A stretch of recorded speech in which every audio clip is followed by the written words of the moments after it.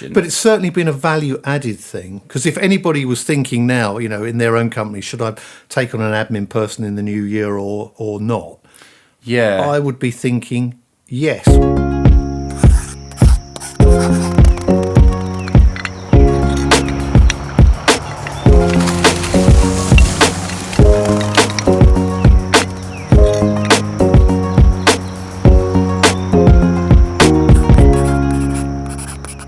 Welcome everybody to another Outside Crowd podcast, and delighted to be here with the one and only William Billy Gordon. Hello there, guys. And we are not here with Ryan today, unfortunately. We are here with Ryan. Ryan's here. I was talking to the lads there.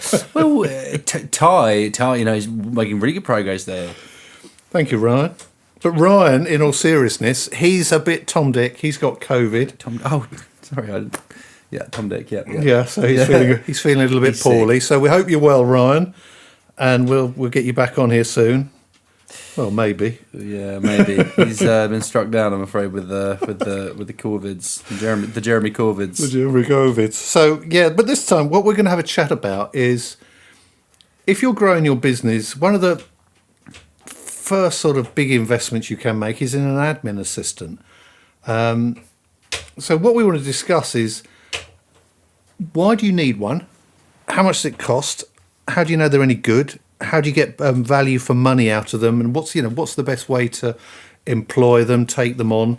What sort of contribution do they make to your business? So I don't know. What's your thoughts on admin people, William? I fucking hate admin. It's one of my biggest gripes with running a business that, especially at the start, you have to do it all. You have to do everything. You have to organise a team, you have to be doing the work itself, and you have to be doing all the administration as well. And, when you first start, lots of people don't, but I certainly do. And especially if you're hands-on, you run it on the back of a fag packet, you don't know your numbers, you are late replying to emails, you're going home after a day's work, a hard graft, and then you're replying to emails, you're doing planning applications, you're doing invoicing, you're doing everything, And I think it is so important to have someone who can take that off your hands, especially if it's not your forte, so you can move forward in a systemised and, as a proper business would. You've got that. I think with administration, one of the things I've realised is it should be systemised in a way that literally anybody can do it. Because I think, as long as the tasks are fairly simple or they're repetitive and there's something that can be explained to anyone, and you can make them simple, then as I just said, like anyone can literally do it as long as they've got time, they've got a laptop, and they've kind of got their head screwed on. Yeah. Then you set out a list of delegations, and it's when someone writes an email, if you can't answer it, you're replying with a holding email so people notice that. When you're finished a job, an invoice is going out, and how easy is your invoicing? Is it on Xero or whatever? How quick? And I feel like the system that we've put in place is it's fairly easy to do the administrative tasks that we have, and I think it's extremely important to have that taken off of your responsibility, because it takes up so much time. Yeah. It takes up so much time, and it's not necessarily expensive. And also, if you think about it, like where is your time best spent? Is it replying to emails? Is it doing planning applications? Is it doing invoicing? And the answer is, as a director, no. If at the time it's being on the tools and that's what it is, whatever, if it's marketing, whatever, is it growing a company, whichever way, where is your time best spent? And I think 9 times out of 10, admin is not where it should be spent. Yes. Yeah, I know what you mean, and I agree with you totally. I remember when we sort of started, it was always one of the objectives to get an admin person in as soon as possible. But God, getting a decent admin person is one of the hardest things I found in our company. We had some right disasters. We had probably 2 or 3 really good ones. 2 very good, 1 okay, and then it was just very, very difficult, because I suppose the first thing I was sort of thinking is it's like, what if you've got someone coming in to do admin, someone will come, you're advertising for an admin position, someone comes in through that door, and then their understanding or their idea of what admin is going to be will probably be very different from what you think admin is going to be. So the first thing that has to be done is really to have a clear job description of what you actually want that admin person to do. And it's not just a job description, because it can be, you could be saying things like, I want you to do, respond to emails, blah, de, blah, de, blah. But what you're doing then is trusting someone who can actually respond to an email in a way that's right for your company. So you really have to be able to, well, my view was you need to be able to do the admin function yourself in the way that you want it done. So once you know what that procedure is and what the system is and how you want your company to operate, you can then explain it to the admin person in a detailed way, because otherwise there's a disconnect between what you think needs to be done and what that admin person needs to be done. Because they might, if it's responding to an email, they might not do it for 2 days.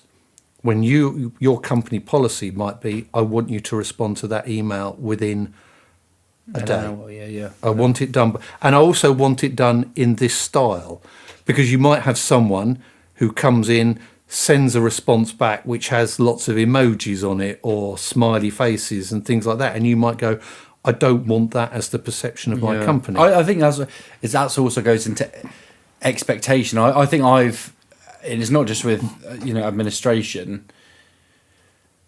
There's lots of things that you think would be sort of obvious, but unless you explain them to the T, quite often someone will just go off and do it in their own way, which you might not agree with. Yeah. And I think it's really important to set out, a tone and be like, this is how we operate. This is what I want, and I suppose that all goes into training, really, doesn't it? But I suppose the place where that comes from, first of all, is from you, because you're the one who dictates how you want things done. Because I remember when we had sort of admin people come in, and I remember we devised all our sort of systems on Excel. So you needed someone who could come in, and what they would used to do is they'd sort of like fill out the ledgers. We used to call them the ledgers. So you'd have a sales ledger, purchase ledger, credit card ledger, blah, de, blah, de, blah, and you pull them all together to see where your accounts are at the end of, at any point in time. So they needed to be kept up to date. So I remember working out all these spreadsheets, how they work, sit down, try and explain that to someone, and then you leave them to do it. You say, and then when you come back and look at them, and then the spreadsheet's all over the bloody place. It's like, you haven't filled in that right. Why have you put that in there? Why is that box incorrect? Now, I can understand if someone says, I don't know how to use Excel. And you think, okay, there's a training issue.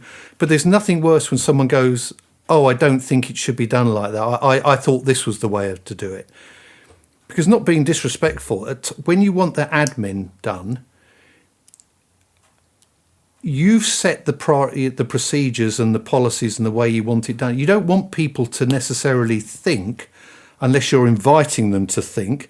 You want them to do it in the way that you've set it up to be done. Yeah. If there's going to be something, if you're introducing a new policy or procedure and you want the admin person in to discuss how it's going to be done, then that's fine. You can make amendments and discuss around it then. But if you've got your procedure in place, you just want someone to implement it. And I tell you, when we finally had our last sort of admin person in, I'll give her a good shout out, Yana, absolutely brilliant. She was great because she just did what you asked her to do. There wasn't any, changing the formulas and changing the layout and saying, I think this should be all coloured up differently. No, just did it as you want, and it worked so well. And then when you've got someone there who did it like that, you built that trust so that when they did make a recommendation, you're going, yeah, you do it. You know how things work. You know how I like it done. run with it. Yeah, but you also want someone who can, you want a position where they have autonomy over making their own systems as well. Yeah, It's like, if that's fine. Yeah, yeah, if you like want them Amy, to do she's that. always like. There's lots of things that she's put in place that Who's Amy? Amy is my sister who does all my admin for me. And she's very good. And she is very good, and like she's adapted. Like for example, the monthly work schedule. She's adapted that so she knows exactly who's responded. If it, she has everything's color coded. Like if she's so we know where we're at basically. Is there a planning application in place? It'll be like a certain color, and it means it's booked in temporarily, but the application hasn't been approved, or we've got this date. If we can do this or whatever, she sent the email. Like there's just lots of different things she's put in, and then there's lots of these little systems which she's put in place, which makes things easier that I didn't ask her to do. She's just done them. Yeah. I think that's probably somewhere where I could probably sort of like not just amend what I previously said. It's like with the systems and things I set up, not blowing my own trumpet, I knew they worked, and because I used to operate them before we got the admin person in. So you knew they worked, you knew how they were implemented, and then when someone came in and then started to change it, and then you weren't getting things the way you wanted, that was the most frustrating thing going. But if you've got someone there and you're not quite sure, or you don't want to do the spreadsheets and you just want to see how it works, and you've got an admin person who's got enough gumption to be able to amend and devise something that will work for you, then that's brilliant. Yeah, for sure. They really are worth their weight in gold. 100%. I mean, I would say my business has changed infinitely from not having to do the admin myself. I mean, aside from when there's times if Amy goes away or whatever, then I will be doing them. I'll be doing it, and I quickly realise how annoying it is. But it's freed me up a lot to be able to be more responsive to go look at more jobs, to do whatever I need to do, and grow the business. And also, I think if you're anything like me, in the fact that when I'm confronted, you can stick me in front of a massive tree surgery job, and if there's loads of things to do, nine times out of 10, between me and everyone else, we can figure out exactly the best way of doing it, and we'll just get stuck into it because we know we're not leaving until it's done. But admin is kind of, in some ways, a little bit sort of tangible in its deadlines. So it's like you're not like on site, like, right, this needs to be done, otherwise we're not getting paid and we're not getting there. It's all a bit like, I can push that back tomorrow or whatever. And I'm very much like that. I procrastinate over admin because I hate it, and I was like that at school, and I'm like it now. I mean, I'm much better now. If I have to do something, I will try and get it as quickly as I can with free time I have. But I think that kind of mundane administrative task can build up, and if you're short on time as it is, sometimes it can get pushed on the back burner. And actually, having a really responsive admin person can change so many things. Your cash flow is always up to date. Your emails are being responded to quickly. Your invoices are going straight out. Subsequently, getting paid a lot quicker. Because you noticed a big difference, didn't you? Because you were sort of like setting timetables and deliverables for responding to everything. That's made a big impact on your business, because Amy's able to, respond to, get quotes out quicker, get invoices out quicker. Yeah, I mean the goal is always to, like one of the things Amy does now as well is she answers all of the phone calls, whereas before I was doing that. So if I was on site, I was constantly getting bombarded by calls, answering whatever. Now she has the office number, so all the calls go to her. If it's a question that she can't answer, then it goes to me. I can answer it in my own good mystical time, and then we go from there. I've kind of lost my train of thought, but I think say what you're saying is it's like, because I notice it's brought a lot more structure. Oh, sorry, discipline. Yes, yeah. So the goal is always, you phone in, Amy answers the phone, she books in a meeting with me. That gets put onto a system where I know each day what I'm doing and where I'm going, Monday, Tuesday, Wednesday, who am I seeing, what are their telephone numbers, their address, everything is all on there. I go see the job. I then fill in on our system the information about the work that needs to be done. As soon as I've uploaded that, Amy's sending it out as a quotation on email. If they accept the job, it's then going... she's then booking them in a date once we've discussed the diary, which would all be within 24 hours of accepting the job, hopefully. Sometimes it doesn't work out like that. I can't always be like that, but that's what we aim for. And then once the job's done, it's being invoiced. If you don't, and then all the little questions that go in between there, like what are your payment terms, all this sort of stuff, or what time do the guys turn up on site. She can answer all that. She knows all the information of that. And then you've got things like, if we go look at a job and someone doesn't reply, Amy will send a follow up email a week later. If she doesn't hear anything back after that, a few days later, she'll phone them up. And all these things make such a difference, and they take a lot of time. But they're things that need to be done, and we're finding a lot more response rate from people where we're chasing up on quotes. Where I would have just done that in my free time, which is completely unstructured. And now it's very structured. She's setting in her diary, right, we need to go look through who can we get hold of, who can we see if they want to go. Maybe because sometimes you ring people back and you'll say, just checking you received the quotation. Did you have any questions about it? Sometimes they just have questions that they haven't got around to asking you, and you can move them on. And sometimes things feel like a priority to them at a time, and then it gets put on the back burner. But you can really bring that forward by just being responsive and being like, "Hey, we can take this off your hands for you." It might not be a money issue. It might just be a case of it's another thing to organise. They might feel about admin the same way I do, and just go, "Oh, yeah, I need to get that done. Let me just." And if you can take that off them by being super responsive and replying to emails quickly and putting all their planning in for them quickly, then you're only going to do better. And that is why having an admin person will change things a lot more than just your free time. It's yes, because I was just going to think about if someone's thinking about taking one on, obviously the first thing they're thinking about is it going to be cost effective?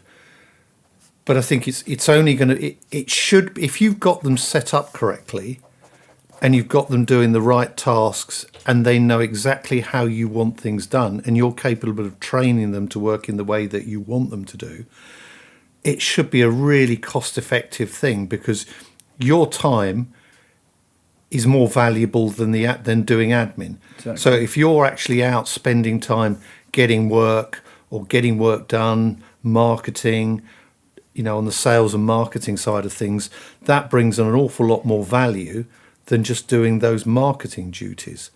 So it should be a big return on investment for having an admin person. Might I ask you a question? Good sir. Ask. When do you think is the right time to take on an administrative person? I would think as soon as you can afford one. As soon as you can afford one? Yeah, I mean, why do I say that? And when can you afford one? When you're making some profit to be able to pay for one, and you built it into your cash flow model. And it works. Plan the actual, and it works in theory, yeah. Okay. Because why do I say that? Probably because of on the back of what you've said already. Because if you think about it, your time is more valuable getting work than doing boring paperwork, which really is. And if a lot of that can be outsourced to someone, then outsource it. Spend your time doing the valuable stuff, which is going to bring more revenue and generate more money for the company. So if you're thinking about, because what you've done has worked really well, because you've got Amy on board, she's taken off the phones, she's got a structured system for responding, she has all the inquiry schedule under control, she'll deal with the queries, she'll plan out when the work is going to be done. So that's taken an awful lot of time from you, which allows you then to go on to those things which are more important at generating revenue. Because they're things that Amy couldn't do, but you can. You're the one there who's building that business. So if someone takes on an admin person, then I think what's good with how you've done it is you've been very clear on the role that you want Amy to do. Yeah. Because one of the things I was going to say is Amy doesn't do the accounts, does she? No, she doesn't do the accounts. No. So when we had an admin person, what they would do, we call that the ledgers. Huh? Well, she was doing the bookkeeping as well. Yeah, she did the bookkeeping. I don't even know what that means, really. Just keeping a track of all the payments going in and out. Yeah. We did them on Excel, so everything went on those Excel ledgers. No, our accountants do that, but all stuff like Amy, like all the guys, if they get a receipt, they'll send it to Amy. If I get any receipts, I send it to Amy. Amy's putting all onto a bit of software called Dext. Yeah, and then that's taken off and put onto the And even that's made everything so much. You know, back in the day, I'd go to my accountant with a fucking great big pile of papers and stuff, Yeah. and then, or I'd sort it out myself into a spreadsheet. You know, it's just all those headaches. See, that's the thing I always want to know where, you know, because we used to have those things sent in with expenses forms. The expenses form had to be, you know, reconciled with the invoice to make sure they got the invoices for what they're claiming. The mileage claims were correct. If we bought something, we'd have to file the hard copies of the invoice. So you'd need your admin person able to do that. And if they can then operate Excel and put those transactions into the ledger, it was great, because then you're always on top of your finances, and you could always see where you were, and you could always see where your cash flow was. So they'd be on top of the cash flow. Absolutely brilliant. And it's just freeing you from doing that shit, and you can go out then and focus on getting work, because ultimately that's what the business owner is all about. It's like driving as much business into the company as possible. And if you can offload those easy, or as many tasks as possible, to free you up to do the business development, you know, they're worth their weight in gold. Yeah, 100 potatoes. I was going to ask you, you know, how much extra profit do you think you make as a result of, or value do you generate through having an admin person? I don't know. I know, It's the it's short hard to answer. quantify. That is really hard to quantify. I don't know the answer to that question. But it's certainly been a value added thing, because if anybody was thinking now, you know, in their own company, should I take on an admin person in the new year or not? yeah. I would be thinking yes. What would you say, Bill? Well, yeah. I mean, it's tricky, isn't it? Because all the I think about, you know, I think about expenses, like, you know, because obviously an admin person is an expense. I think about them very differently now. When you're confronted with looking at, you know, how much it's going to cost you over the, you know, the course of a month, you're like, oh, can I afford that? That's like a lot of money. But then you have to look at the other side of it, you know, like how much money is it saving you? It's even like, just to go slightly off topic here, it's even like when we're talking about financing out new vehicles as opposed to having second-hand ones. You know, what is the cost of maintenance as opposed to, you know, what is the cost of maintaining them as opposed to just having a new one that's under warranty?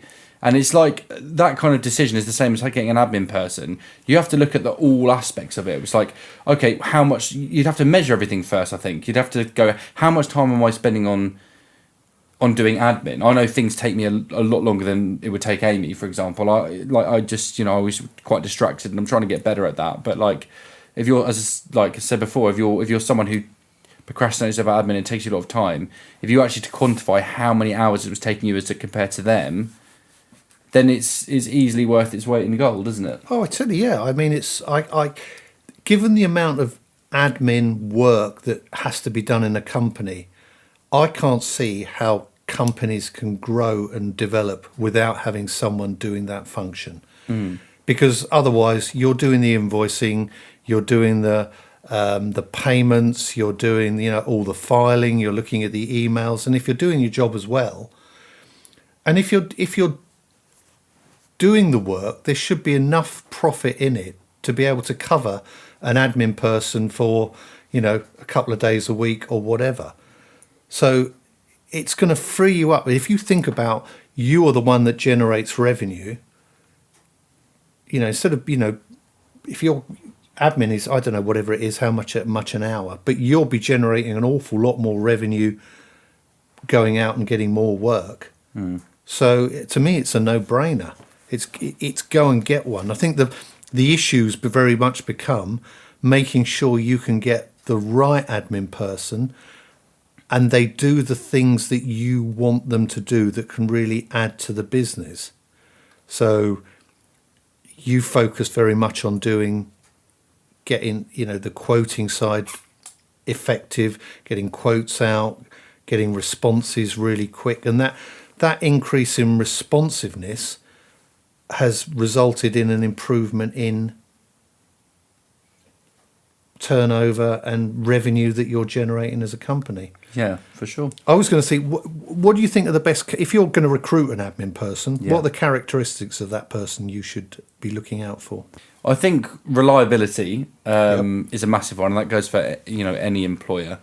Someone who can employee, someone who can think on their feet and respond to things without your guidance all the time. I think that's not second guessing. You don't want someone who's permanently on the phone asking questions. And I think someone who is just regimented and who can just get on with those daily tasks, without being asked, and just rinse and repeat and just crack on with the repetitive things, which admin quite often is. Yeah. It's uploading stuff to QuickBooks or Xero. It's replying to emails, invoicing, whatever, and that is all just. It's just picking up data and putting it in one place and taking it to another. It's that kind of stuff. Yeah, it is, and I don't think it should ever be underestimated. So anyone out there is doing that admin role, I mean, you're a fundamental part of the company, because it's like when you find someone who's really good, you don't want to lose them, because you realise how much they actually contribute to your business, and it may not be the most exciting of tasks, but they are just worth their weight in gold. So I would be looking for someone who's organisationally very strong, is able to sort of work diligently and just work consistently,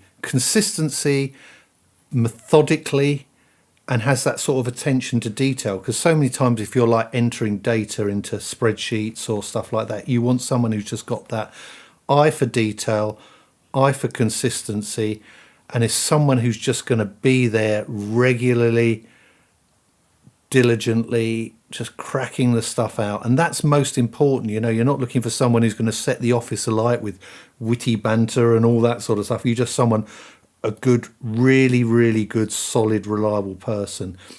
And once you get someone who can actually do that job well in the way that you want it done, it's amazing how they become central to your business. And you don't want to lose them. And there's been plenty of admin people that we've been pleased to lose. Yeah, some total horror stories that we've had.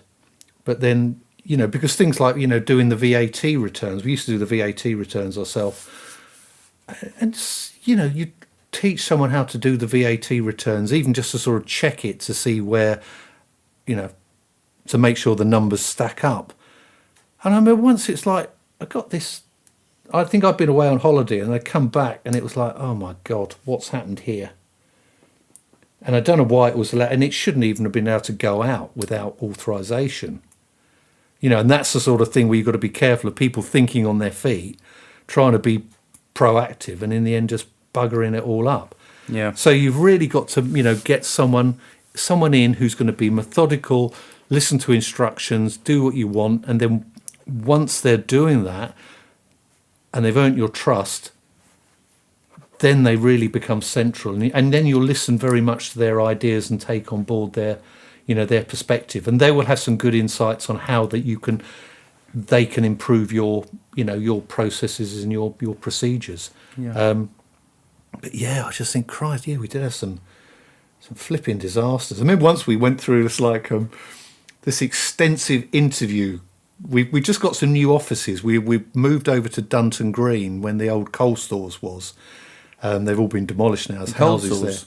there. Huh? Cold stores? The old Dunton Green coal stores? Cold stores? Yeah, not cold stores. Cold stores? No, cold It's stores. a place where all the cold stores are. Yeah, there you go. Stay away from there. We got some we had some offices there which came up, and we moved in, and we wanted an admin person.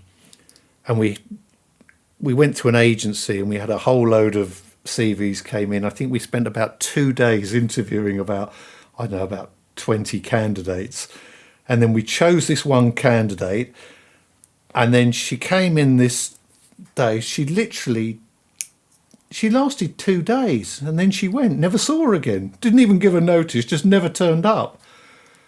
And it was, I don't know, it just became really difficult trying to work out who was going to be the best person. It was always a case of what we did was we went to an agency and we get them on a temp to perm basis. So we'd get them for, just temping. see if we like them, see if they liked us. You know, they might not like me, not, you know, surprisingly enough. But you see if they like the company, all that type of thing. And if they were like a good fit, then we'd think about taking them on permanently. And I think that was always Quite a good way of doing it. Yeah. Yeah, because so many, you know, like disasters. That one, you know, like 2 days, and it was like it wasn't as if she'd even have time to not like the company. She's only just buggered off. Don't know what happened. Well, life gets in the way sometimes, doesn't it? Yeah, it could have been. She just never ever heard from her again. And we had various other people who came in, and some was shit and whatever. But if you get someone, they really are worth their weight in gold. I'm with you there, JP. So I would be saying, you know, if people think about getting an admin person, because it takes off all that burden, all that. So if you come back from work and you're knackered and you've got to do a load of paperwork, it would be better if that was off given out to an admin. And if you're going to do paperwork, do some marketing, do some business research, do some business development, send out some emails. That's going to be far more productive and probably better value generating than having to, you know, do your QuickBooks or whatever, whoever you do. I'm with you. I mean, what value do you put on your free time? You know, Yeah, I mean, if it's eating into your free time, then yeah. Yeah, and if you are going to eat into your free time, make sure that it's Make sure you're generating eating. the company more profit. Yeah. So, good admin person, reliable, admin. consistent, methodical, diligent, works well with you. You've got to have a good rapport with that person. You've got to have it. And I think the ones that work best have always been the ones that I've gone on better with. The ones where there's always been a bit of friction. It's been hard. Yeah, I'm with you. Yeah. Cool beans then. So that's good. So go out and get yourself a good admin person in the new year. If Let you your can company afford it. grow. You should be able to afford it. should Put be it into your able to plan, the actual, and budget it. Very good. What else have we got then, Bill? Is that What? it? That's it, isn't it? Is that it for another episode? So Well, we what are you got doing for various Christmas? guests and things coming on in the future. We got lined up. But if you are interested in coming on board, just drop us an email, drop a message on wherever you do it, Instagram, whatever. And our beautiful young admin assistant here behind the Yeah, little Willie B there. young Willie B. He If can you drop sort it out for drop you. drop us a note on Instagram or anywhere else, Will. Where you can speak, but you can say We nearly heard from him, though. Yeah, behind the scenes. yeah, just drop us a message, and it'll be good to have you on board. So If you're a young business owner or you're influential in any way, shape, or form, or you just like the podcast, then just ping us a message, and we're happy to have you on here. that's it. And if you're a supplier, want to offload any goods for us to test, we're often, up for that as well. Yeah. So Any admin people? people, Bring him round. if you want your You want your chipper, don't you? You want a new chipper? Yeah. You want to test one of those out? That's true. I'm testing a new chipper out, of course. Give it a go. Right then, great stuff, everybody. And so goodbye from Bill, Cheers. and we'll Bye catch from you. Rise. Here, guys. We'll catch you next time on another Outside Crowd podcast.